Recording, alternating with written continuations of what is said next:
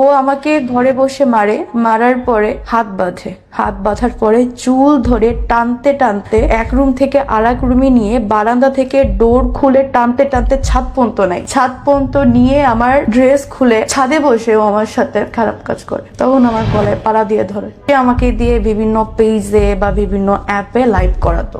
আমি লাইভে গিয়ে ছেলেদেরকে বলতেছি যে এখানে video service available, please inbox me. এটা আর কি, মানে তোমাকে দিয়ে উন্মুক্ত ভিডিও দেখানোর। তো আমাকে ওকে টাকা দিছে আমি জানি না, তো সে টাকা পেয়ে আমাকে বলতেছে দেখো অমুক জায়গায় অমুক নাম্বার আছে, ওই নাম্বারে তুমি এত মিনিট দাও। তখন আমি ডেনাই করি যে আমি দিব না। তখন ও আমাকে কিছু গালি দিয়ে বলে তুই দিবি না কেন, তুই ওরে 5 মিনিট দিবি, বুঝোস না? কথাটা ঠিকই এরকম ছিল লাইনটা। একজন আমাকে একটা অ্যামাউন্টের কথা বলেছে, বা ও যে অ্যামাউন্ট নির্ধারণ করেছে তার থেকে আমি একটু কম বলেছিলাম বিধায় সে আমাকে বলতেছে আমি তোর দাম উপরে উঠাইছি, তোর দাম নিচে নামাইতেছি। এভাবে আমরা সৎ উপায়ে বেশি দিন না বাঁচতে পারবো না। আমাদেরকে বড় হতে হলে একটু অসৎ উপায় অবলম্বন করতে হবে। আমাকে তখন এই কাজটার অফার করে। কি কাজ? দেহ ব্যবসার কাজে অফার করে, সে ডিরেক্টলি অফার করে। কি বলছে? হ্যাঁ, তখন আমাকে সে ডিরেক্টলি অফার করে, দেখো এভাবে হলে প্রতিদিন আমরা 10,000 টাকা আর্ন করতে পারবো, ইনকাম হবে প্রতিদিন 10,000 টাকা।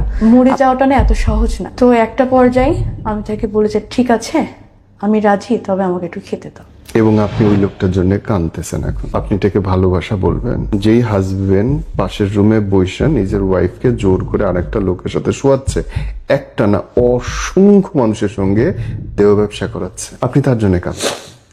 ভিডিও কলে অসংখ্য মানুষের কাছে আপনাকে খোলামেলা উপস্থাপনা করতেছে এবং বেচতেছে। আপনি বলতে চান এটা ভালোবাসা? এটা ভালোবাসা না। সে হয়তো আমাকে ভালোবাসেনি, কিন্তু আমি তো ভালোবেসে বিয়ে করেছিলাম। আমার মনে না এতটুকু ছিল যে আল্লাহ জনাকে চেঞ্জ করে দেয়। পুরো জায়গাটায় বিশ্বাস করেন, শুরুর দিনে যখন বলল তারপর থেকে আজ পর্যন্ত আমার মনে হয়েছে আপনার দোষ। কখনো এরকম শুনেছেন নিজের স্ত্রীকে অন্য একজনের কাছে বিক্রি করে দিচ্ছে কিছু টাকার জন্য? শোনেন নাই তো? গাটা শিউরে উঠবে আজকের এপিসোডটা শুনলে। যারা বিয়ে করতে যাচ্ছেন সেসব বোনদের জন্য খুব জরুরি, একই সঙ্গে সেসব ভাইদের জন্য জরুরি যারা বিপদে পড়ার সম্ভাবনার মধ্যে আছেন। আমাদের চেষ্টাটা যে কোনো অপরাধকে তুলে ধরার। সাপোর্ট করবেন আমাদেরকে, সাবস্ক্রাইব করে বা লিখে কেমন লাগছে শেয়ার করে মতামতটা জানাবেন। বোন, ডাক নাম কি আপনার? আমার ডাক নাম মারিয়া সুলতানা। আপনি বলছিলেন আপনার হাজবেন্ড আপনাকে বিক্রি করে দেয় মানুষের কাছে। হ্যাঁ, আসলে আমি ডিভোর্সে ছিলাম। আমার সাথে তার পরিচয় হয় একটা অ্যাপে বা সামাজিক যোগাযোগ মাধ্যমে। এক পর্যায়ে তার আমাকে ভালো লাগে, আমারও তাকে ভালো লাগে। সে আমাকে বলেছিল যে তার একটু আর্থিক সমস্যা আছে, একটু কষ্ট করে চলতে হবে। ঠিক আছে, সমস্যা নেই, আমি অভাবের ভিতরে বড় হয়েছি, আমি সার্ভাইভ করতে পারবো। তো তাকে ওইভাবে বিয়ে করা।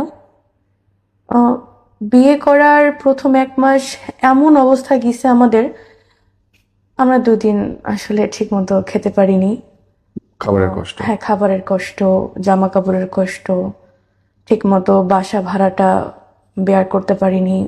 সব দিক থেকে এক প্রকার কষ্ট গেছে। তখন আর কিছু উপায় না পেয়ে আমি যেহেতু ইন্টার কমপ্লিট, আমি যেহেতু মার্কেটিং এক্সপার্ট ছিলাম আগে, আমি চাকরি খোঁজার জন্য বের হই।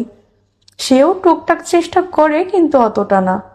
তার একটাই বক্তব্য ছিল সে কিছুই পারে না, সে কি করবে, সে ইট ভাঙতে তার কষ্ট হয়, সে রিক্সা চালাতে তার মান সম্মান লাগে, সে কিছুই করবে না। আমি তাকে কোনো প্রেশার দিই না। আমি একটা মার্কেটিংয়ে ছোটখাটো একটা জব অ্যারেঞ্জ করার পরে মোটামুটি একটা পজিশনে আসি। এটা কি বিয়ের বিয়ের পরে? হ্যাঁ, আমি একটা জব অ্যারেঞ্জ করি। সে তখন কিছুই করতো না। আপনাদের বিয়ের সময় কি আপনাদের পরিবার ছিল সাথে? না, বিয়ের সময় পরিবার ছিল না। মানে দুই পরিবারের মতের বাইরে গিয়ে বিয়ে করা? হ্যাঁ, মতের বাহিরে বলতে তার মাকে সে বলেছিল, তার মা ডেনাই করেছিল বিকজ অফ আমি ডিভোর্সি, এর জন্য তার মা রাজি হননি। আর আপনার পরিবার? আমার পরিবার তো রাজি হয়নি। কেন? কেন আসলে তারা আমার ভালোর জন্যই চাইতো যে আমি আরেকটু সময় নিই বা আরেকটু ডেভেলপ হয়ে দেন বিয়ে শাদীর বিষয়টাতে যাই, কিন্তু ওই যে ভালো লেগে যাওয়ার ব্যাপারটা। আপনি বলছেন যে আপনার বিয়ের সময় আপনার মা বাবা ছিলেন না সাথে, জি। ওরা কি জানতো যে বিয়ে করে ফেলবেন আপনি? আসলে যেহেতু প্রতিটা মানুষই তো তার গার্জিয়ানকে খুবই ভয় পায়, আমিও সে জায়গা থেকে আমার বাবাকে বা আমার মাকে ভয় পাইতাম। একটা টাইম হয়তো বলতে চাইনি, একটু লেট করে বলবো, এভাবেই তাদেরকে বলা হয়নি। তখন বয়স কত আপনার? তখন আমার বয়স 21 অথবা 20। ওকে, বিয়ের পরে আপনি উঠলেন কোথায়? বিয়ের পরে আমরা উঠেছিলাম আবদুল্লাপুরে, উত্তর আবদুল্লাপুরে একটা ফ্ল্যাটে, দুজনে? Single flat. হ্যাঁ। ওকে। টাকা পয়সা ইনকাম?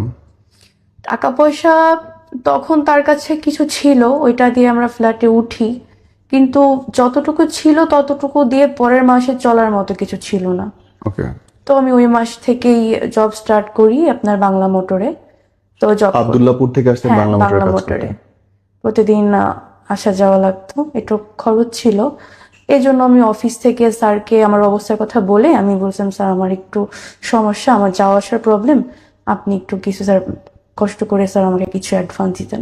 তো উনি একটা পেপারে সাইনিং করে আমাকে জাস্ট 3,000 টাকা যাওয়া আসা বাবদ দিয়েছিল। তো ওই টাকাতে যাওয়া আসা করতাম। তো আমি যখন অফিসে থাকতাম তখন থেকে সে আমার অনুপস্থিতিতে বাসায় মেয়ে আনতো। কতদিনের মধ্যে এই ঘটনা? এটা ফার্স্ট অফিস যেদিন শুরু করি তার 3 দিন পর থেকে। মানে বিয়ের 1 মাসের মাথায়? জি। কেন? এই প্রশ্নটা আমারও ছিল, কেন? কারা? আসলে প্রথম প্রথম আমি ভাবতাম হয়তো ও বোধহয় কারোর সাথে রিলেশনশিপে আছে, হ্যাঁ। হয়তো ওই জায়গা থেকে। দেখি না, বিভিন্ন টাইম বিভিন্ন মেয়ে আসতেছে। আর যে সিকিউরিটি ছিল তাকে বলতো যে আমার বোন, তো সিকিউরিটি বলতো যে আপু আপনার কয়টা বোন, আসলে কয়টা বোন আপনার? আমি বললাম আমার তো কোনো বোন এখানে আসবে না। হ্যাঁ। আমি তখন সিকিউরিটিকে বলিনি, কেন বলিনি, কারণ আমার ফ্যামিলি পারিবারিক বিষয়টা বাইরের কেউ জানবে, এটা আমি তখন চাইনি। তো আমি সিকিউরিটিকে ধরা দিতাম না যে হ্যাঁ আমার বোন আছে। তো আমি তাকে ধরি একদিন যে কি আসলে। কিভাবে, মানে আপনি কি কোনোদিন দেখছেন নাকি না, সিকিউরিটি আমি তো বলছে? সিকিউরিটি দেখেছি, আমি কিভাবে দেখবো? বিকজ অফ আমি তো সকাল 9টায় 8টায় বের হই, আর বাসায় আসতে বাজে আপনার 8টা 8:30। হ্যাঁ। তো আমি কিভাবে দেখবো এটা? আপনি যখন ঢুকতেছেন তখন সিকিউরিটি আপনাকে বলতেছে Even মানুষ আসছে? সে আমাকে বাসে উঠায় দেওয়ার পরে ওই সাইড থেকে মেয়ে নিয়ে আসে। হ্যাঁ, মেয়েরা আবার ওর থেকে টাকা পয়সাও চাই। তো ফার্স্টে যখন আমি এটা বুঝতে পারি যে ও একটা মেয়েকে বাসায় আনতেছে বা এনেছে, তখন আমি তাকে ধরি। সে কেমন আমাকে করে বলে, বুঝলেন? ওই যে সিকিউরিটি বলেছিল যে আপনার আসলে কয়টা বোন। আর আরেকটা ক্লু পেয়েছিলাম হচ্ছে, ওকে একজন হোয়াটসঅ্যাপে মেসেজ করেছিল যে আমার এতটা টাকা লাগবে। কখন? তখন আমি বলি টাকার জন্য আমি চাকরি করতেছি, 2 বেলা খাইতে পারতেছি না। আমি তখন ফিল্ডে জব করতাম, তো তো আমার হেঁটে হেঁটে জব করতে হতো। তো দুপুরে আমি খেতে পারতাম না, আমি চিন্তা করতাম আমি এখন খেলে রাতে কি খাবো, এরকম। তো টাকার জন্য খেতে পারতেছি না, তুমি টাকা দিচ্ছ মানুষকে কিভাবে? পরে বলে অনেক পুরনো ফ্রেন্ড বিপদে পড়ে গেছে, চাচ্ছে। তো তখন থেকে আমার সন্দেহ শুরু হয় যে আসলে মেয়ে মানুষ বিবাহিত ছেলের ফ্রেন্ড হয় ঠিক আছে, কিন্তু এ কেমন ফ্রেন্ড, তুমি তুমি করে বলতেছে। আবার কিছু শব্দ মানে স্নেহময় আদরময় শব্দ যেমন আমরা বলে থাকি, শব্দ উচ্চারণ করতেছে। আমি তাকে ডিরেক্টলি ফোন দিয়ে জিজ্ঞেস করি যে আসলে আপনি কে? পরে সে আমাকে বলে আমি তার ওয়াইফ। ওয়েট, মানে আপনি ওয়াইফ, আপনি যে ফোন করলেন তারে, সে বলতেছে সে ওয়াইফ। এখন আমি তো আমার পায়ের তলে থেকে মাটি সরে গেছে যে আমি তার ওয়াইফ, সে আবার ওয়াইফ, মানে ওয়াইফ কয়জন? আমি বললাম আসলে কি আপনি তার বিবাহিত স্ত্রী? পরে সে বলে যে না এখনো বিয়ে করিনি, কিন্তু বিয়ে করব। বললাম বিয়ে করব তাই ওয়াইফ বলতেছেন? পরে বলতেছে যে ও কি বিবাহিত? আমি বললাম হ্যাঁ, ও বিয়ে করেছে, 1 মাস হচ্ছে। তো পরে বলে এটা তো আমি জানতাম না। তো তার সাথে কথা বললাম, এক পর্যায়ে জানতে পারি সে আমার বাসায় 1 বার না 52 বার এসেছে। তাদের ভিতরে অনেক কোয়ালিটি টাইমও ছিল। তো অনেকবারই সে বাসায় এসেছে। সে বলেছে যে এটা তার বন্ধুর বাসা, তার বন্ধুর ওয়াইফ আর বন্ধুর হাজবেন্ড চাকরি করে, সেখানে তারা টাইম স্পেন্ড করতেছে। তো এটা যখন একদম পুরাই আমি জেনে যাই, তখন ওই মেয়েটাকে প্রচন্ড গালিগালাজ করে আমার এক্স হাজবেন্ড। হ্যাঁ। হ্যাঁ, কেন করে, তার দোষ কি, সে কেন বললো আমার কাছে? আচ্ছা। তো ওই মেয়েটাকে সব জায়গা থেকে ব্লক করে দেয়, নাম্বার ডিলিট করে দেয়। আর আপনি তখন আমি আপনার হাজবেন্ডের কাছে জবাব দিতে চাইলেন না? হ্যাঁ চেয়েছি যে আসলে কেন। পরে বলে আসলে একা একা থাকি তো সময় যায় না। তখন আমি ছেড়ে দিচ্ছি, ঠিক আছে আমি চাকরি বাকরি কিছুই করতে পারবো না, তোমার সংসার তুমি কিভাবে চালাও সেটা তুমি জানো, আমি কিচ্ছু করতে পারবো না। তখন আমার থিঙ্ক ছিল এটা, সে আমার পায়ে ধরে মাফও চায়, আমি মাফ করে দিই, কারণ এটা আমার দ্বিতীয় বিবাহের জন্য। সে কিভাবে চালাবে তার পার্সোনাল ম্যাটার। এখন আমি চাকরি ছেড়ে দিই। তখন ছেড়ে দেওয়ার পরে সে মোটামুটি কাজ করে না, বাট কই থেকে টাকা আনে এটা আমি বলতে পারবো না। টাকা নেই? হ্যাঁ টাকা আনে, কিন্তু কাজ করতো না, তাইলে কি করতো? এটা আমি বলতে পারবো না। তো একদিন সে আমাকে অফার করেছে, দেখো জীবনে বড় হতে গেলে অনেক স্যাক্রিফাইস করতে হয়। খুবই স্বাভাবিক, স্বাভাবিক অনেক স্যাক্রিফাইস করতে হয়, এটা স্বাভাবিক, কিছু পেতে হলে কিছু হারাতে হয়। তো বলতেছে দেখো এভাবে আমরা সৎ উপায়ে বেশি দিন না বাঁচতে পারবো না, আমাদেরকে বড় হতে হলে একটু অসৎ উপায় অবলম্বন করতে হবে। আচ্ছা, যেমন? পরে বলে দেখো তোমার ভয়েস খুবই ভালো আছে, তুমি দেখতে শুনতে অনেক সুন্দর, আহ, এই যে ভিগো লাইভ না কি বলে, তো ওইটাই নাকি লাইভ করলে অনেক পয়েন্ট পাওয়া যায়, পয়েন্ট ভাঙায় অনেক টাকা আর্ন করা যায়। তো এভাবে কিছু আমাকে অফার করে। সত্যি বলতে আমি মিথ্যা কিছু বলবো না, আমি ফার্স্টে বলি ঠিক আছে, যদি এই লাইফটা করলে যদি টাকা আসে ঘরে বসে কি সমস্যা, ঠিক আছে আমি করব। যখন দেখলো যে না এটা থেকে আসলে কিছুই হচ্ছে না, তখন আমাকে বাদ দিতে বললো। আমিও বাদ দিয়ে দিলাম। বাদ দেওয়ার পরে সে আমাকে বললো এভাবে হবে না, আর একটু কষ্ট করতে হবে। কেমন কষ্ট? তাহলে আমাকে তখন এই কাজটার অফার করে। কি কাজ? দেহ ব্যবসার কাজে অফার করে, সে ডিরেক্টলি অফার করে। কি বলছিল? হ্যাঁ, তখন আমাকে সে ডিরেক্টলি অফার করে, দেখো এভাবে হলে প্রতিদিন আমরা 10,000 টাকা আর্ন করতে পারবো, ইনকাম হবে প্রতিদিন 10,000 টাকা। আমরা 2-3 মাসের ভিতরে আমরা সেটেল হয়ে যেতে পারবো, আমার অনেক দেনাদায়িক আছে ওইগুলো শোধ হয়ে যাবে, আমরাও সেটেল হয়ে যাব, আমরা তারপরে বিদেশে চলে যাব। টু বি অনেস্ট, আমি তখন ডিরেক্টলি না করে দিই যে না, তখন আমি চলে যেতে চাই। ব্যাগটা নিয়ে, আমার যে ব্যাগ ছিল সেটা কাপড় চোপড় গোছায় আমি চলে যেতে চাই। আমি চলে যেতে কেন চাইলাম এইটার জন্য ও তখন আমার প্রথম গায়ে হাত দেয়। ও আমাকে যখন আমার গায়ে হাত দেয় না, খুব ক্যালকুলেশন করে মারত প্রতিবারই। যেমন ধরেন আপনি ওইখানে বসে আছেন, ঠিক কতটা স্টেপ পেছনে গেলে মানে দৌড়ে এসে একবারে আপনার মুখে লাথি দেওয়া যায়। সে খুব ক্যালকুলেশন করে মারত। সে বেশিরভাগ মুখে মারতো, পিঠে মারতো, আর হচ্ছে মাথায় মারতো, শরীরে কখনো মারতো না। আর যখন সে আমাকে মারতো তার 1 থেকে 2 সপ্তাহের ভেতরে কখনো ঘর থেকে বাহিরে নিয়ে যেত না। এটা তার একটা স্ট্রিক ছিল, কারণ ঘর থেকে নিয়ে গেলে হয়তো অসুস্থ দেখলে বা গায়ে দাগ দেখলে জিজ্ঞেস করবে যে কি হয়েছে কেন, বা আমি যদি কখনো পুলিশের কাছে হেল্প চাই, এজন্য কখনো সে আমাকে বাহিরে নিত না। আপনার স্বামী আপনাকে স্ট্রেট বললো তুমি দেহ ব্যবসা করো, এবং আপনি তারপরে বের হয়ে গেলেন না, আপনি বাসায় থাকলেন? আমি বের হতে চেয়েছিলাম। তখন স্যার আমি থাকি 6 তলার উপরে, হ্যাঁ ডোর অফ করলে কিন্তু শব্দ বাহিরে যায় না। হ্যাঁ। আমার ফ্যামিলি এখানে থাকে না, তারা থাকে গ্রামে, ঢাকাতে আপন বলতে কেউ নেই। সে যদি আমাকে দরজা বন্ধ করে মেরে ফেলে স্যার, জীবনের ভয় কার নেই বলেন? ওকে, আমার আরো প্রশ্ন আছে, করবো, তার আগে শুনি তারপরে কি হলো। তারপরে সে আমাকে অনেকদিন ফোর্স করে, না না না না করতে করতে এক প্রকার সে আমাকে বোঝানোর জন্য ঘরে বাজার ঘাট সবকিছু অফ করে দেয়, সবকিছু অফ করে দেয়। সে ঠিকই যাইতো, সে যখন যাইতো আমাকে বাহির থেকে তালা মেরে যাইতো আর কি, মানে আমি যদি বের হইতে না পারি, অলওয়েজ ডোরে তালা থাকতো। তার বোনের বাসায় যাইতো। আরো ঘটনা আছে, আসলে তার বোনের বাসা বলতে তার বোনের বাসা না, তার আবার আগে বিয়ে আছে, 13 বছরের সংসার আছে, সে ওইখানে যাইতো, বাট তার বোর পরিচয়টা দিত ছোট বোন হিসেবে, যে ওইটা আমার ছোট বোন বড় বোন এইভাবেই আর কি, মানে বোনের পরিচয় বউকে রাখতো। ছি। আর আমাকে রুমে এভাবে তালা মেরে চলে যেত। এভাবে 2-1 দিন বাসায় খাবার দিত না। আমি তো মানুষ, আমার তো খাবারের প্রয়োজন আছে। আসলে মরে যাওয়াটা না এত সহজ না। একদম।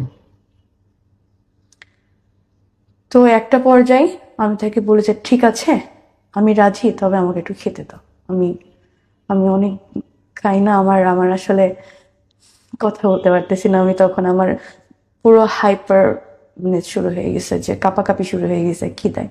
তখন সে আমাকে বললো যে ঠিক আছে, আমি আমার বোনের কাছ থেকে রান্না রান্না করছে, আমি ভাত নিয়ে আসতেছি। তো এইভাবে ও, যখন আমরা আবদুল্লাপুরে ছিলাম তখন ও লোক আনতো, লোক আপনি আনতো আমাকে প্রথম দিনটা বলেন। প্রথম দিন থেকে। ওই যে বললাম যে যখন আমাকে ফোর্স করলো, খাবার দাবার দিল না, যখন আমি রাজি হয়ে গেলাম তখন থেকে ও হচ্ছে লোক আনা নেওয়া শুরু করে। প্রথম লোকানন্দ গল্পটা বলেন। প্রথম লোক আনার আনার গল্পটা হচ্ছে ওই দিনই স্যার, ওই দিনই ওকে আমি ফোন করে বললাম, আমার হাতে ফোন ছিল, ফোন করে বললাম যে দেখো আমি পারতেছি না, আমি ঠিক আছে তুমি যা বলবা তাই শুনবো, একটু খাবার দাবার ব্যবস্থা করে দাও। হ্যাঁ, এখন প্রশ্ন এটা যে আপনার কাছে ফোন ছিল, তাহলে আপনি অন্য কোথাও ফোন টোন দিলেন না কেন? অন্য কোথাও ফোন টোন দিই না, তার একটা কারণ হচ্ছে আমার নাম্বারে না, মানে আমার ফোনে নাম্বার দিয়ে হচ্ছে এয়ারটেলের অ্যাপ নামানো। আমি কার সাথে কথা বলতেছি, কটা নাগাদ কথা বলতেছি, বা কাকে কাকে ফোন দিচ্ছি, সবকিছু ওর কাছে থাকতো। হোয়াটসঅ্যাপ ওর কাছে ছিল লিঙ্ক আপ করা, আমার ইমো ছিল ওর কাছে লিঙ্ক আপ করা, মেসেঞ্জার নেওয়া ছিল, স্ন্যাপচ্যাট নেওয়া ছিল, সব কিছুই ওর কাছে। ও যখন আমাকে তার আগের দিন মারে না স্যার, তখন আমার মনে একটা ভয় চলে এসেছিল যে যদি যদি মেরে কিছু ফেলে? করি, যদি মেরে ফেলে, হতে পারে। একটা ভয় ছিল মনে। সে ভয় থেকে আমি আসলে সাহস পাইনি তখন। কিভাবে পাবো? আমাকে সাপোর্ট দেওয়ার মতো কেউ ছিল না। কার কাছে বলবো? ফ্যামিলির কাছে বলবো? ফ্যামিলি তো এই কথা শুনে নিজে স্ট্রোক করে মরে যাবে। আমার মা আমার বাবা দুজনে হার্টের রুগী। বলিনি ভয়ে। সেদিন ও আসার সময় লোক নিয়ে আসে, সেদিনই লোক নিয়ে আসে। দেন ফার্স্ট যেটা হয়, টাইম ছিল 1 ঘন্টা, 1 ঘন্টা 5 মিনিট, একটু বেশি হয়েছিল, 1 ঘন্টা থেকে 5 মিনিট। 5 মিনিট বেশি কেন হলো, এর জন্য সে আমাকে আবার মারে। সে আমাকে শুধু মারে না, গরম পানি করছিল, ওই গরম পানি আমার গায়ে ঢেলে দেয়, শুধুমাত্র গোসলের নামে, যে এখন গোসল করতে হবে। সে আমার রুম থেকে আমার চুল ধরে টানতে টানতে টানতে টানতে ওয়াশরুমে নিয়ে যায়, যে তোর এখন গোসল করতে হবে বলে আমার গায়ে গরম পানি ঢেলে দেয়। কিছু বলি না। ওই সময় ও আল্লাহর ছিল উপরে কোথায়? ওই 1 ঘন্টা ও ছিল কোথায়? রুমে ছিল। ও 1 ঘন্টা, এরকম একটা রুম, এই রুমে লোক আনতো, পাশে ও বসে থাকতো। কারণ বসে না থাকলে সবাই তো বলবে যে লোক ঢোকায় সে চলে যাচ্ছে বাহিরে, তারা কি করে না করে মনে সন্দেহ করবে না, এই জন্য সে কখনো বাইরে যাইতো না। সে রান্নাঘরে একটা স্পেস ছিল, সেখানে সবসময় বসে থাকতো, অথবা এই যে রুমের পাশে বসে থাকতো আর শুনতো আমি কি বলতেছি, আমি রিপোর্ট করতেছি কিনা, বা কারো হেল্প চাচ্ছি কিনা। যদি কখনো শুনতো না আমি একটা শব্দ করছি, তাহলে সে আমাকে সেদিন মারতো। অথবা যদি খুব বেশি কথা বলতেছি, সে নক করতো, নক করে আমাকে ডেকে বলতো কি বলতেছিলি। তো এই ভয়তে আমি কখনো কাউকে কিছু বলতে পারতাম না। একটা মানুষ ঘুরে যদি আরেকবার না আসতো, সেজন্য আমাকে মারতো। আমি কেন তাকে কনভিন্স করতে পারলাম না। এভাবে চলছে জানুয়ারি, ফেব্রুয়ারি, মার্চ, এপ্রিল পর্যন্ত চলছে। এপ্রিলের পরে আমি সুযোগ পাই, পালাই যাই। প্রত্যেকটা দিন মানুষ আসতেছে। এইভাবে টোটালি ও আমার থেকে এই পর্যন্ত 3 লাখ টাকা নিছে এইভাবে। আপনাকে বিক্রি করে। তো আমি একটা সুযোগে পালাই যাই বাসা থেকে। পালাই গিয়ে আমি চলে যাই। যখন পালাই যাই তখন ও আমাকে অনেক ফোন দেয় দিয়ে কান্নাকাটি করে, আমি ভুল করে ফেলেছি, আসলে আমি বুঝতে পারিনি, এই সেই অনেক রকম, মানে ও এতভাবে আপনাকে মানে ম্যানুপুলেট করবে যে আপনি বাধ্য হবেন যে আসলে হয়তো ভুল করে ফেলেছে ছেলেটা, হয়তো সে অনুতপ্ত। ঠিক আছে, আমি একটা পর্যায়ে সে আমার পিছনে 1-2 দিন না, প্রায় 3-4 দিন সে প্রচুর কান্নাকাটি করছে, খাওয়া দাওয়া ছেড়ে দিছে। সে কোরআন শরীফে হাত রেখে বলছে যে দেখো, আমি ভুল করে ফেলছি, প্রয়োজনে আমি তোমাকে রাজমিস্ত্রি যোগান দিয়ে ভাত খাওয়াবো, তারপর আমি তোমাকে দিয়ে কাজের কোনো দিন করাবো না, আমার অনেকবার ভুল হয়ে গেছে। যেহেতু সেকেন্ড ম্যারেজ, আমি তাকে সুযোগ দিয়ে আবার হচ্ছে ঠিক আছে। সে ওইখান থেকে বাসা চেঞ্জ করে। বাসা চেঞ্জ করার পরে আমি বলি ঠিক আছে, তোমার কিছু করা লাগবে না, তুমি এটা কাজ করো, খুলনা চলে আসো। আমি এখানে যেহেতু এনআরবি ব্যাংকে মার্কেটিং এ জব করতাম, তো আমি মার্কেটিং বা জব করে তোমাকে খাওয়াবো। বলো ঠিক আছে। সে খুলনা চলে আসে। খুলনা চলে আসার পরে কিছুদিন জব করি। একদিন করে হুট করে বলতেছে যে তোমার জব করার প্রয়োজন নেই, আমি একটা জব দেখছি, তুমি বাসায় থাকো, আমি জব করব। ঠিক আছে, ভালো কথা। এইভাবে হচ্ছে কিছু মেয়ের সাথে বোধহয় ওর কথাবার্তা ছিল। তো ও হচ্ছে মেয়েদের দিয়ে এখন শুরু করে, তখন আর আমাকে দিয়ে শুরু করে না, মেয়েদের দিয়ে শুরু করে। তো খুলনা থাকাকালীন কয়েকটা মাস আমাদের খুবই ভালো কাটছে। আমি জব করেছি, সে বাসায় ছিল, তাকে কিছু করতে দেইনি। হ্যাঁ, দেই নাই, সত্যি বলতে আমি কিছুই করতে দেই নাই, যে ঠিক আছে তোমার কিছু করার লাগবে না, তুমি থাকো। খুলনা যেহেতু আমার জন্মস্থান, সেহেতু আমি আমি অনেকটা ভালো চিনি, সেহেতু এখানে আমার ক্ষতি করতে পারবে না এতটুকু বিশ্বাস আমার ছিল। আর আমার একটা থিঙ্ক কি ছিল স্যার, যে মানুষ বিপদে পড়েছে, হাজবেন্ড বিপদে পড়েছে, টাকা নাই, আজকে হয়তো সে খারাপ আছে, কালকে ভালো হলেও হতে পারে, আল্লাহকে কখন হেদায়েত দেয় আসলে কেউ বলতে পারে না। আমি চাচ্ছিলাম যে ও এতটুকু বুঝুক যে আমি ওর জন্য কষ্ট করতেছি বা আমি ওকে ভালোবাসি। আমি চাকরি করলাম, আর ওর জন্য চাকরি খুঁজতে লাগলাম, যেহেতু ও কষ্টের কোনো কাজ করতে পারে না। আমি চাচ্ছিলাম যে একটা ভালো কোনো রিসেপশনিস্ট বা টি বয় এরকম কিছু একটা জব, যেখানে ও রুমের ভিতর থেকে করতে পারবে, কারণ আমি যে ফিল্ডে কাজ করি, আমার এক মার্কেট থেকে আর এক মার্কেট বা এক অফিস থেকে আরেক যেতে হয় অফিসে, সেহেতু এত কষ্টের কাজ আমি চাচ্ছিলাম না ওকে দিতে। তো খুলনায় ভালো ছিলাম, তখন ভালো বিহেভ করেছে। তারপরে সে হুট করে বলে যে আমার একটা চাকরি হয়ে গেছে। তখন তো আমি খুশি যে আলহামদুলিল্লাহ, আল্লাহ মুখ তুলে তাকাইছে। তো সে আমাকে কক্সবাজার নিয়ে যায়, বললো কক্সবাজারে একটা 5 স্টার হোটেলের ম্যানেজার হিসেবে আমার চাকরি হয়ে গেছে। তখন একটু সন্দেহ লাগে মনে, যে হোটেলের ম্যানেজার। আমি বললাম থাকতেই পারে, খুবই স্বাভাবিক, যেহেতু এই সেপ্টেম্বর, এপ্রিলে পালাইছি, এপ্রিল, মার্চ, এপ্রিল, মে, জুন, জুলাই, আগস্ট, সেপ্টেম্বর, না আগস্ট, সরি আগস্টে সেই কথাটা বলার পরে আমি যেহেতু 4 মাসে অনেক ভালো ছিল বা আমরা ভালো ছিলাম, ভেবেছিলাম হয়তো মানুষ চেঞ্জ হয়ে গেছে। তো আমি চলে যাই, চলে যাওয়ার পরে কক্সবাজারে যাওয়ার পরে একই কাহিনী। তবে এবার হয়তো সে লোক আনা নেওয়াটা করতো না, সে আমাকে দিয়ে বিভিন্ন পেজে বা বিভিন্ন অ্যাপে লাইভ করাতো। কিরকম? লাইভটা হচ্ছে এরকম, আপনি একটা প্রোডাক্ট সেল করতেছেন, প্রোডাক্টটার কোয়ালিটি কি বা প্রোডাক্টটা কি দিতে পারবেন, ওরকম একটা লাইভ, কিন্তু টপিকসটা চেঞ্জ। কিরকম? এই যে ধরেন আমি কাউকে বলতেছি প্লিজ ইনবক্স মি, এটা সেটা, এগুলা এরকম একটা লাইভ, মানে একটা ব্র্যান্ড প্রমোশন যেরকম করে ঠিক ওরকমই, টপিকসটা ডিফারেন্ট, টপিকসটা 18+। আমি একেবারেই জানি না, একেবারেই বুঝি না, ওকে স্পষ্ট করে বলো। স্যার, এই লাইভটা ছিল এরকম যে আমি লাইভে গিয়ে ছেলেদেরকে বলতেছি যে এখানে video service available, please inbox me, okay okay, এটা আর কি।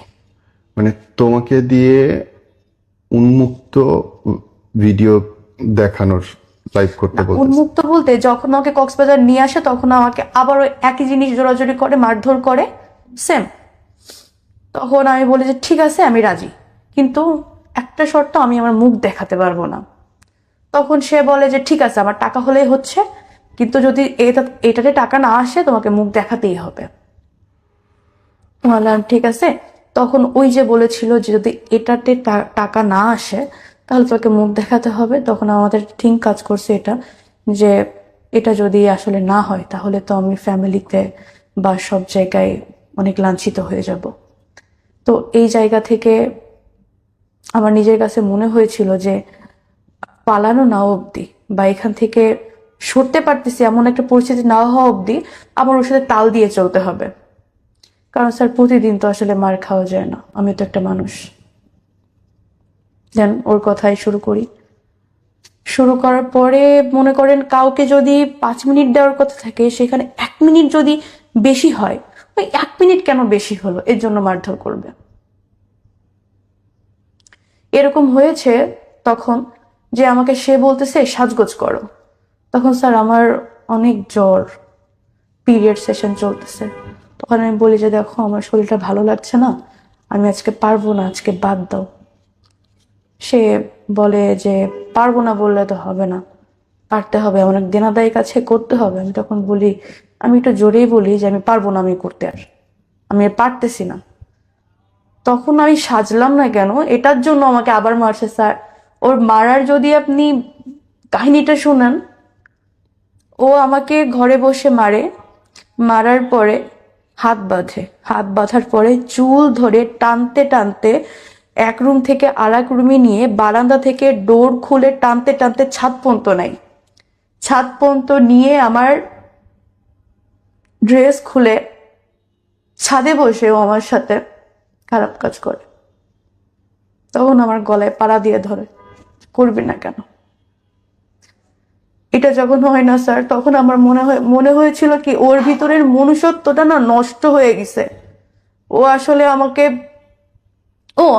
ইভেন এরকমও ভয় দেখায় যে আমি যদি ওর কথা না শুনি, ও ঠিক এভাবে বলে তোমার এখান থেকে বিলেট দিয়ে কাটতে কাটতে পুরো পা পর্যন্ত যাবো, তোমার অস্তিত্ব খুঁজে পাওয়া যাবে না। তখন আমার মনে হয়েছিল ওর ভিতরে মনুষ্যত্ব বলতে কিচ্ছু নেই।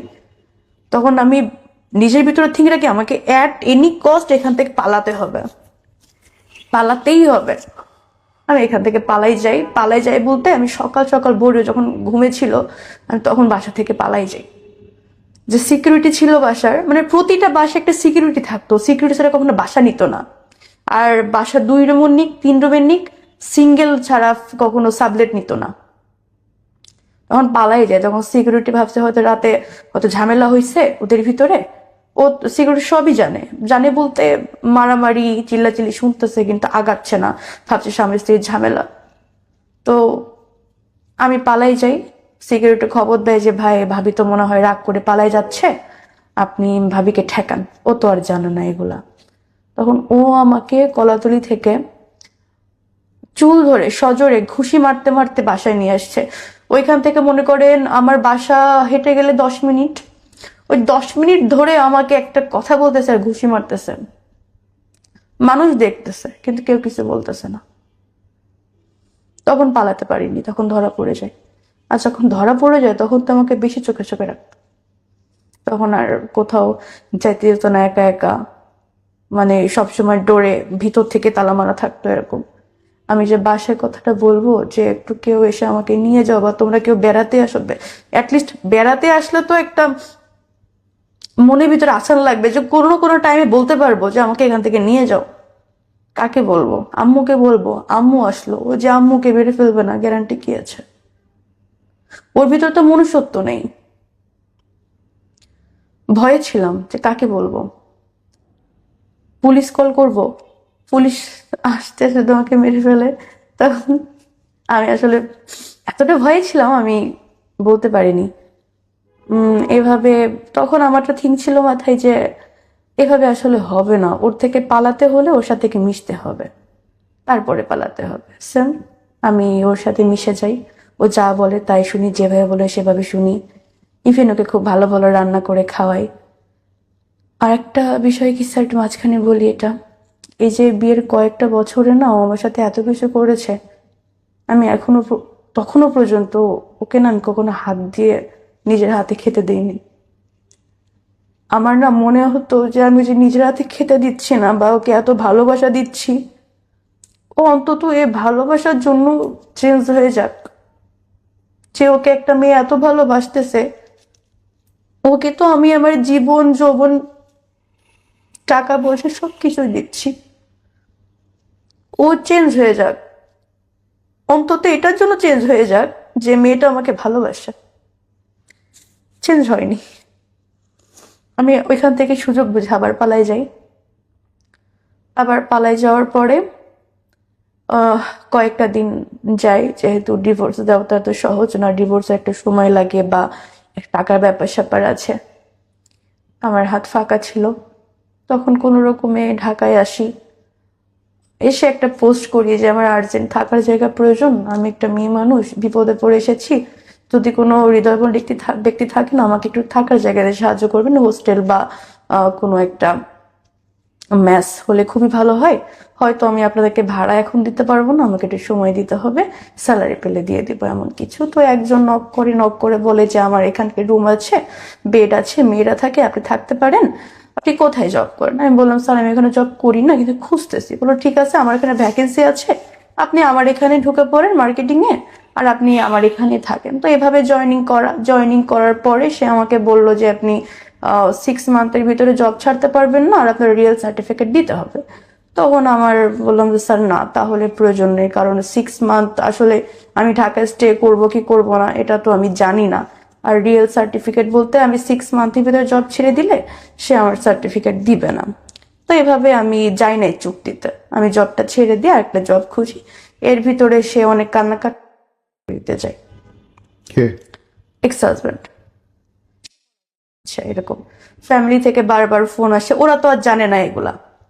ফ্যামিলি থেকে বারবার চাপ আসছে যে তখন তারা আমাকে ব্লেম করতেছে যে আমি কতটা খারাপ হলে বিয়ে করি আর ছাড়ি, যেহেতু আমি ডিভোর্সে ছিলাম ফার্স্টে, সেকেন্ড ম্যারেজ করেছি, ছেড়ে দিচ্ছি। তো তাদের জায়গা থেকে, আর আমার ফ্যামিলিতে কিছু মানুষ আছে যাদের কাজই চর্চা করা, নট অনলি মাই মাদার, আমি আমার মামুর কথা বলছি না, আরো কিছু পার্সন আছে তাদের কাজই চর্চা করা। তো তারা আর কি সুযোগ পেয়ে যায় কথা বলার, বিভিন্ন রকম কথা বলে। বাসা থেকে চাপ আসতেছে যে ও দিচ্ছে, মরে যাচ্ছে, এরকম। তো ফার্স্ট আমি তাকে ফোন দিলাম, দিয়ে বললাম যে এগুলো কি শুরু করছেন আপনি? আপনার সাথে হয় না, আমি তো আপনার কোনো ক্ষতি করিনি, আমি তো কি এখান থেকে বের হয়ে থানায় যাইনি, তাহলে আপনি এগুলো কেন শুরু করতেছেন? পরে বললে যে আমি ভুল করে ফেলছি, আবারও আমি এরকম আর ভুল করব না, তুমি দরকার পড়ে স্ট্যাম্প করে নাও, আমি এরকম ভুল আর করবো না, তুমি যদি আমাকে ফিরিয়ে ধরে দিব। আমি ফোন কেটে দিই। ফোন কেটে দেওয়ার পরে ওর মা আমাকে ফোন দেয়। ওর মা আমাকে ফোন দিয়ে বলে যে আমার ছেলে হয়তো ভুল করে ফেলছে, আমি ওর মা হিসেবে তোমাকে কথা দিচ্ছি এরকম ভুল আর করবে না, তুমি আমার মুখের দিকে তাকিয়ে ওকে এবার ক্ষমা করে দাও, ওর এরকম কিছু করবে না। আমি সবার কারো কথা শুনিনি, আমি ইগনোর করতেছি।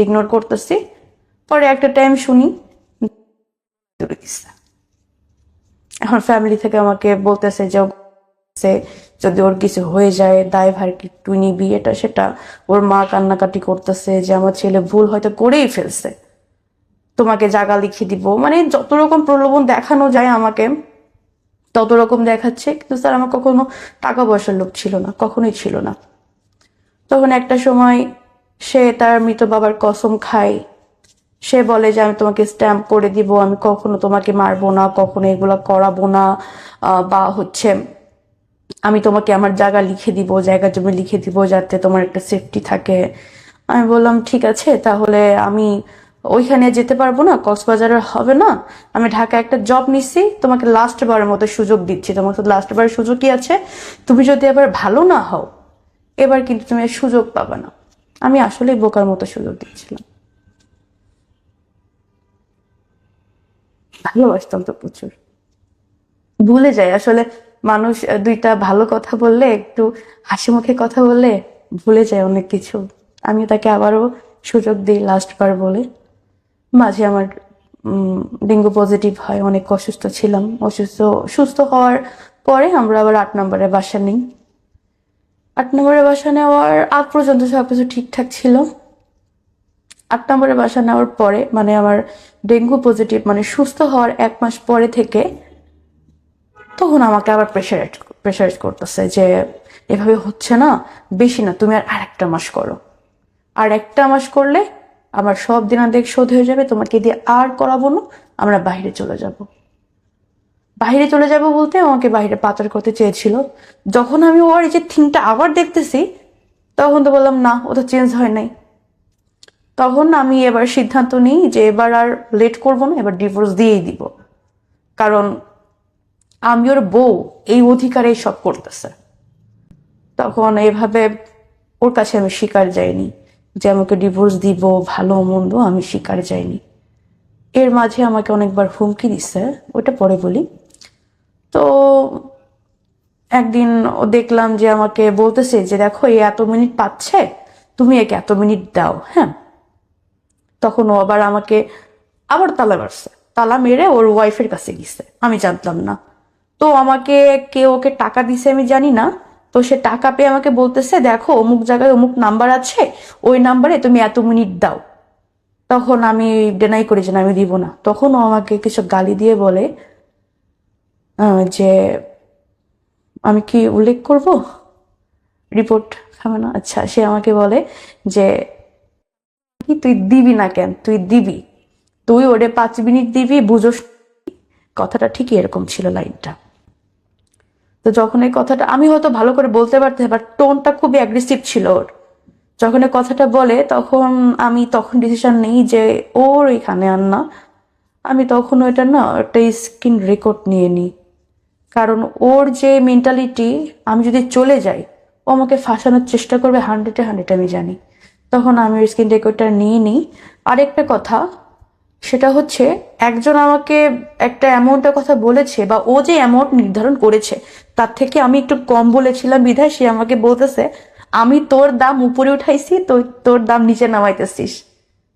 মানে কত বড় খানকি হইলে তুই নিজের দাম নিচে নামাস। সে আমাকে কত সম্মানের জায়গায় উঠাইছে, আমি সেখান থেকে নিচে নেমে গেছি। তো এগুলো আমি স্ক্রিন বেশি রেকর্ড দামে করে বেচতেছে রাখি। বউ। হ্যাঁ, আমি দেন আবার পালাই যাই বলতে কি, আমি তাকে এটা বিশ্বাস করাই যে ঠিক আছে আমি 1 মাস তোমার সাথে আছি। কারণ আমি একটা জিনিস দেখেছি, আমি তার সাথে না না করে আসলে হয় না। তার সাথে যত মিলেমিশে থাকা যায় সে আমাকে হয়তো বিশ্বাস করে। আমি তার সাথে তখন মিলেমিশেই ছিলাম, তার হ্যাঁতে হ্যাঁ, নাতে না, উঠতে বললে উঠতেছি, বসতে বললে বসতেছি। এভাবে একদিন পালাই যাই, তখন আমি একেবারে সিদ্ধান্ত নিই যে আমি ডিভোর্স এবার দিয়েই দিব, ডিভোর্স দিয়ে দিব। আসলে আমি পালাই যাই, সে তাকে আমি বললাম যে দেখো ভালোই ভালোই বলতেছে আমার লাইফ থেকে চলে যাও, এতদিন সহ্য করছে, এখন আর না, আমি কিন্তু আবার পুলিশের কাছে যাব। পরে আমার অনেক গালিগালাজ করে যে আমি তখন পালাই গিয়ে আমি আমার আপুর বাসায় ছিলাম। তো সে আমাকে বলে আমি নাকি কার সাথে পালাই গেছি, কার সাথে রাত কাটাইছি, এটা সেটা, আমি খারাপ, হ্যান ত্যান অনেক কথা বলে। আমি তখন তাকে বলি যে দেখো তুমি আমার লাইফ থেকে সরে যাও, না হলে কিন্তু আমি পুলিশ কেস করতে বাধ্য হব। তখন সে বলে ঠিক আছে আমি তোর লাইফ থেকে সরে যাব, এমনি তোরে দেওয়ার কাজ হচ্ছে না। হ্যাঁ, এমনিও তোকে দেওয়ার কাজ হচ্ছে না, তুই একটু মোটা হয়ে গেছিস, কালো হয়ে গেছিস, এখন তোরে কেউ কিনতেছে না, তোরে দিয়ে এমনিতেও আমার হবে না।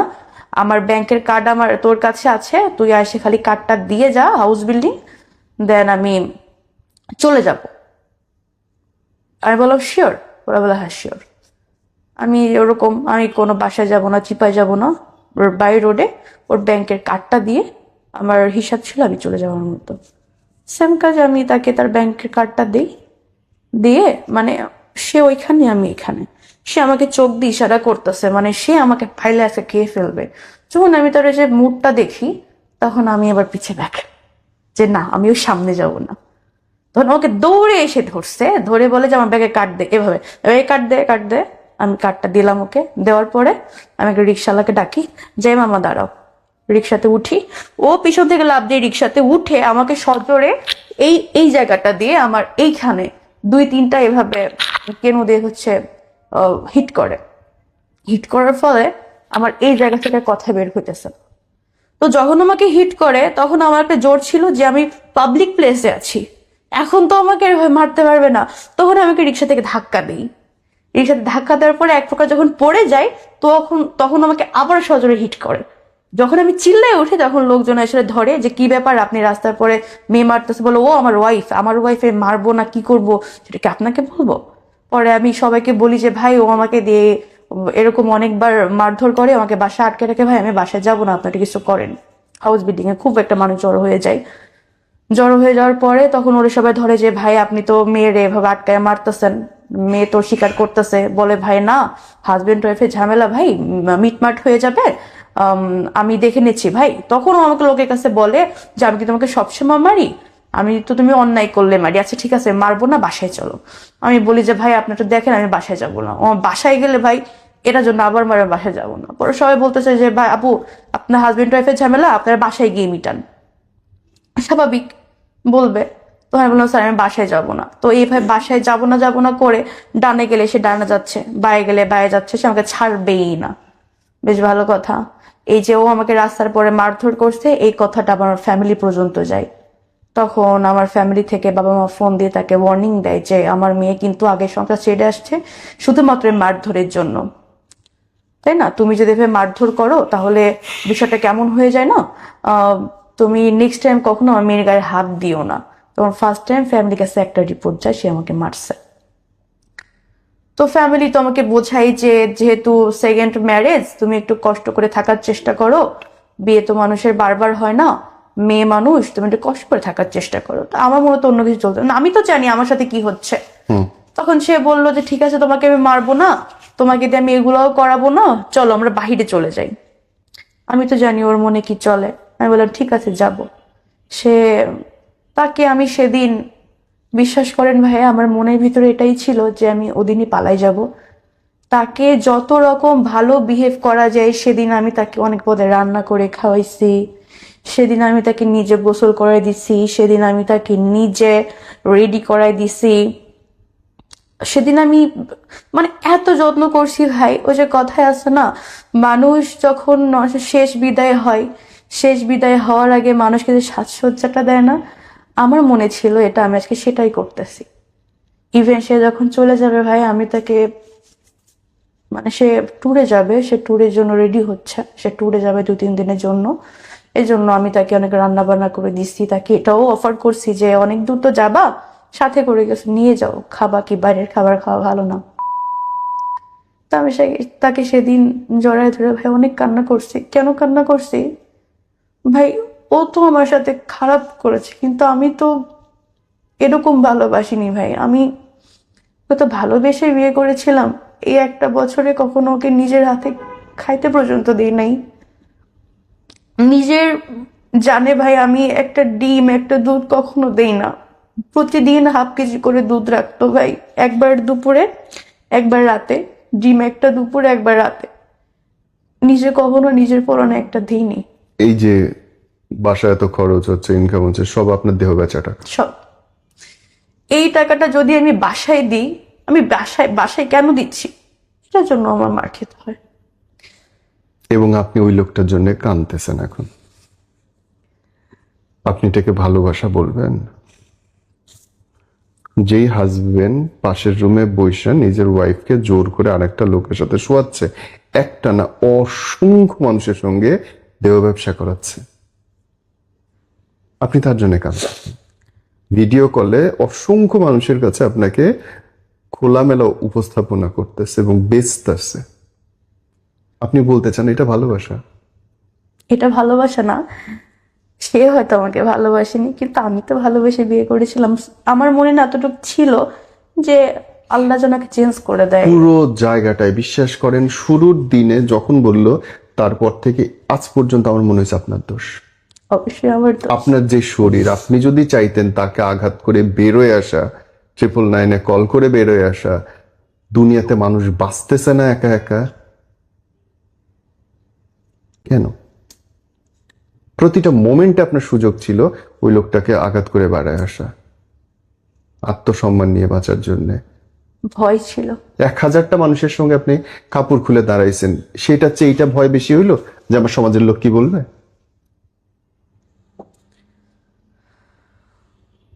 কি লজিক এটা?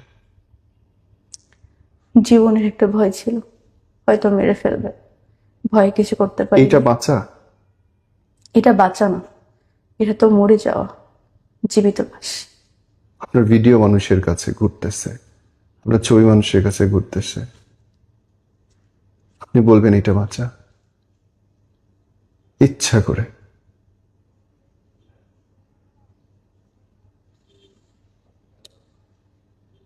আপনি ওকে সুযোগ দিছেন আপনার উপর অত্যাচার করার।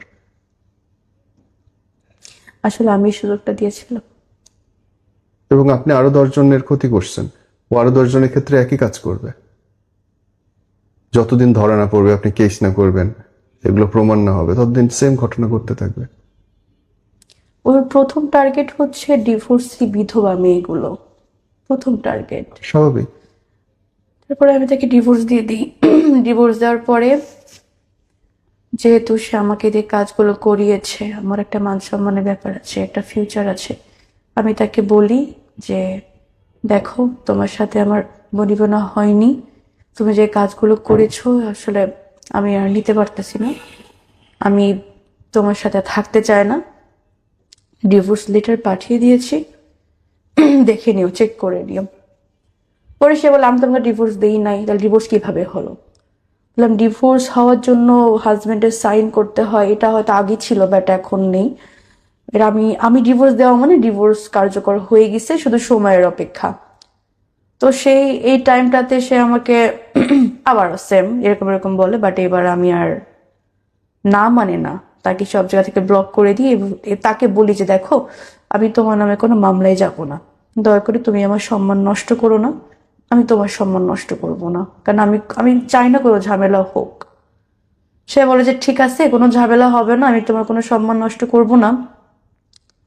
তো আমি আসার আগে যতটুকু পেরেছি তার ফোন থেকে আমার আইডি বা আমার জিমেল রিমুভ করে আসার চেষ্টা করেছি, বা যা যা ছিল ওর ফোনে চেষ্টা করেছি রিমুভ করে আসার।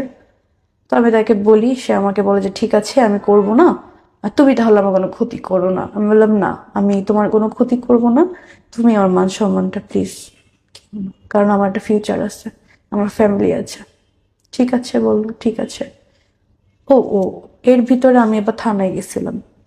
থানায় যাওয়ার পরে আমি স্যারের কাছে সবকিছু খুলে বলি যে স্যার আমার সাথে এরকম এরকম হয়েছে, স্যার আমি এখন কি করতে পারি, স্যার আমি কি করতে পারি? তখন সে আমাকে দেখে বলল যে আপনার সাথে এতদিন ধরে হয়েছে, তাহলে আপনি এতদিন আসেন নাই কেন? স্বাভাবিক। আমি তখন বললাম স্যার আমি এতদিন আসবো কিভাবে, স্যার কিভাবে আসবো? কারণ সে আমাকে বাসায় আটকে রাখতো, কোথাও গেলে তালা মেরে যেত, কোথাও নিয়ে গেলে তার সাথে নিয়ে যেত, আমি আপনার কাছে আসবো কিভাবে? পরে বললাম আপনি বাহিরে গেলে চিৎকার করতে পারেননি যে বাঁচাও বাঁচাও, বা আমার সাথে এগুলো করতেছে? আমার স্যার এগুলো আসলে বলা যায়, এগুলো কি আসলে হয় যে আমি বাহিরে গেলাম আর রাস্তার পরে চিৎকার করলাম? এগুলো কি আসলে হয় স্যার? মানে কতটা মেয়ে পারে? বললো যে পারেননি সেটা তো আপনার ফল, তাহলে আপনি এখানে কেন আসছেন আমাদের কাছে? এভাবে অনেক কথা বলে। বলার পর আমার মনে হয় যে এভাবে আসলে কিছু হবে না, আমি উঠে চলে আসি। তারপর আমি নিজের ভিতরে সেট করে নিই যে যা ছিল কপালে ছিল, হয়ে গেছে, এটা নিয়ে তো পড়ে থাকা যাবে না, আবার সামনে আগাতে হবে। তো আমি তার সাথে ওই কনভারসেশনে যাই যে দেখো তুমি কোনো ক্ষতি করো না আমার। ডিভোর্সের যখন 3 মাস পার হয়ে যায়, এর ভিতরে অনেক চেষ্টা করেছে আমাকে নেওয়ার, কিন্তু আমি যাইনি। ডিভোর্সের 3 মাস পার হলে সে আমার ভিডিও, আমার ছবি, সবকিছু আমার ফ্যামিলিতে দেয়। আমার ফ্যামিলি থেকে শুরু করে আমার গ্রাম, অফিস কলিগ, সব জায়গায় আমার ভিডিওটা দিয়ে, আমার ছবি দিয়ে বলতেছে এই মেয়েটা এরকম। এটা এটা বলার পরে আমার ফ্যামিলি থেকে আমাকে তো প্রেশারাইজ করতেছে যে এটা কেন, কিভাবে? আর বললাম না ফার্স্টে কিছু মেম্বার আছে যারা হচ্ছে তাদের কাজই চর্চা করা, তারা তো সুযোগ তাদের জন্য। এর মাঝে আবার যখন আমার ডিভোর্স হয়ে যায়, তখন আমি তার বড় বোনের নাম সেভ করা আছে একটা নাম্বারে, আমি ফোন দিয়ে বলি দেখেন আপনার ভাইজান ডিভোর্স হয়ে গেছে, আপনার ভাই আমার জন্য বিরক্ত না করে একটু কষ্ট করে তাকে বলে দিয়েন। বলে আপু আমি তোর বোন না, আমি তোর ওয়াইফ, আমাদের 13 বছরের সংসার আছে, আমাদের 3টা বাচ্চা আছে। তখন ওর সাথে ওই যে আমার যে ফোন আলাপটা হয়, যে ওর মানে আমার এক্স হাজবেন্ড ওর নিজের ওয়াইফকে দিয়েও 13 বছরের সংসার, ওদের 3 বাচ্চার মা, সেম কাজ করার চেষ্টা করেছে, সেম কাজ। ইভেন সে করে নাই বিধায় তাকে অনেক মারধর করছে, তার সাথে থাকে না, তার খরচ বহন করে না এই জন্য। কিন্তু করছে ওই মহিলা? ওই মহিলা করেনি, বিকজ করে অফ নাই। ওই মহিলার 2টা বাচ্চা আছে, তো হোয়াটএভার, ওই মহিলা করে নাই এবং মরে যায় নাই, কিন্তু বুঝতে পারছেন পার্থক্যটা আপনারা? ওর তো একটা জোর ছিল ভাই, 2টা বাচ্চা আছে, গ্রামের ওটা দুর্বলতা হিসেবে দেখতে পারেন। এটা চয়েস, এটা চয়েস। আমি ভয় পেয়ে গেছিলাম আসলে, Understood. মেরে ফেলবে। ভয় ভয় পেলে মানুষ আর কিছু থাকে না, এটা সত্যি। বোন, আপনার এই আমি খুব কি করতাম ভাই বলেন? আপনার অনেক কিছু একা করার ছিল। একটা বাসায় থাকি। আপনার অনেক কিছু করার ছিল ডে ওয়ান থেকে, যখন আপনার হাজবেন্ড বলছে সেই মুহূর্ত থেকে আপনি বের হয়ে তাকে ডিভোর্স দিয়ে তার নামে কেস করতে পারতেন ইনস্ট্যান্ট। 999 কল করলে পুলিশ কেস নিতে বাধ্য এবং সবচেয়ে দ্রুত কাজ হয়। Everyone knows it. ও যখনই বাইরে গেছে আপনি জানলা দিয়ে চিৎকার করলে পাশের বাসার লোক এসে আপনাকে উদ্ধার করতো। না স্যার, ওইভাবে কখনো ফ্ল্যাট নিত না। আপনি 6 তলায় নিলে 5 তলার লোক শুনতো। তাহলে স্যার আমাকে যখন মারতো তখন কেন আসতো না তারা? সিচুয়েশন অনেকভাবে কন্ট্রোল করা যায় বোন, অনেকভাবে কন্ট্রোল করা যায়। আমি পারিনি। আপনি পারেন নাই, আপনি চান নাই, সামহাও আপনি অবসেসড ছিলেন তার ব্যাপারে। হ্যাঁ, এটা একটা মনে কাজ করতো যে হয় সে হয়তো চেঞ্জ হয়ে যাবে। এখন আমি আমার সম্মান বেঁচে যদি তার চেঞ্জ চাই, ফাইন, তাহলে আর কিছু বলার নেই। বাট ট্রাস্ট মি ব্রাদার, আপনি ঠিক করেন নাই সেটা অবশ্যই। এবং আপনি খুব বড় অন্যায় করছেন। আপনার লাইফটা থেকে বোন যদি কেউ শেখে, কি শিখতে পারে বলেন তো? আমার লাইফ থেকে যদি কেউ কিছু শিখে তাহলে যে বোকামিটা, এরকম বোকামিটা যেন কেউ না করে। আর এই যে খোঁজ খবর না নিয়ে দুমদাম করে কাউকে ভালোবাসে ইমোশনাল জায়গা থেকে কাউকে বিয়ে না করা বা রিলেশনে যাওয়াটাকে আমি প্রেফার করব। এটাই শেখার আছে। ওনার সিচুয়েশনে হয়তো আমি আপনি থাকলে সেম কাজটাই করতাম অথবা করতাম না। মানুষ নিজে না পড়লে বিপদ আসলে বাইরে থেকে বোঝা যায় না। আমি হয়তো বলছি যে উনি এভাবে মুক্তি হতে পারতো, কিন্তু হয়তো পারতেন না। ব্যাপারটা অতটা সহজও না। একটা ভয় একটা মানুষের জীবন কিভাবে নোংরা ভাবে নষ্ট করতে পারে, অন্ধ ভালোবাসা কেমন করে একটা মানুষের জীবন ধ্বংস করতে পারে আপনি দেখলেন, শুনলেন।